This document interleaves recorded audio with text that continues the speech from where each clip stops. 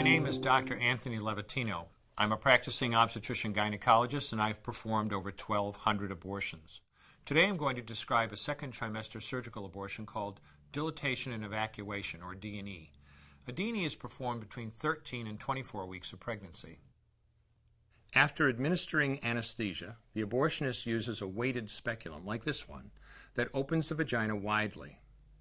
Because second trimester babies are so large, this greater access facilitates a late-term abortion. Late-term abortion requires that the cervix be prepared 24 to 48 hours in advance with laminaria. Laminaria is a type of sterilized seaweed that absorbs water over 8 to 12 hours and swells to several times its original diameter. Once removed, metal dilators can be used to further open the cervix as needed. Once the cervix has been stretched open, the suction tube is placed inside. A baby at 20 weeks gestation is as big as the length of my hand, from head to rump, not counting the legs. The suction machine is turned on, and pale yellow amniotic fluid surrounding the baby is suctioned out through the catheters. With babies this big, they don't fit through catheters this size. The baby's bones and skull are too strong to be torn apart by suction alone. This is a Sofer clamp. A Sofer clamp is made of stainless steel. It's about 13 inches long. The business end is about 2.5 inches long and 1/2 inch wide, and there are rows of sharp teeth. This is a grasping instrument. When it gets a hold of something, it does not let go. The abortionist uses this clamp to grasp an arm or leg. Once he has a firm grip, the abortionist pulls hard in order to tear the limb from the baby's body. One by one, the rest of the limbs are removed, along with the intestines, the spine, and the heart and lungs.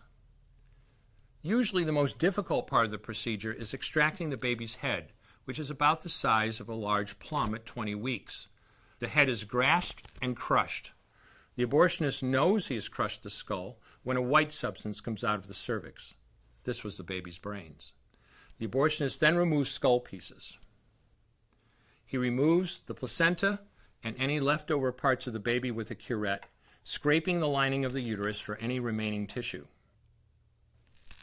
The abortionist then collects the baby parts and reassembles them to make sure that there are 2 arms, 2 legs, and all the pieces. Once all the parts have been accounted for, the abortion is complete. For the woman, this procedure carries a significant risk of major complications, including perforation or laceration of the uterus or cervix, with possible damage to the bowel, bladder, and other maternal organs. Infection and hemorrhage can also occur, which can even lead to death.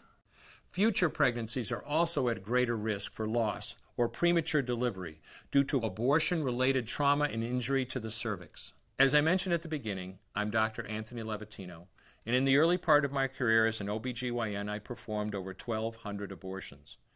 One day, after completing one of those abortions, I looked at the remains of a preborn child whose life I had ended, and all I could see was someone's son or daughter. I came to realize that killing a baby at any stage of pregnancy for any reason is wrong. I want you to know today, no matter where you're at or what you've done, you can change. Make a decision today to protect the preborn. Thank you for your time. I will no longer do any more abortions.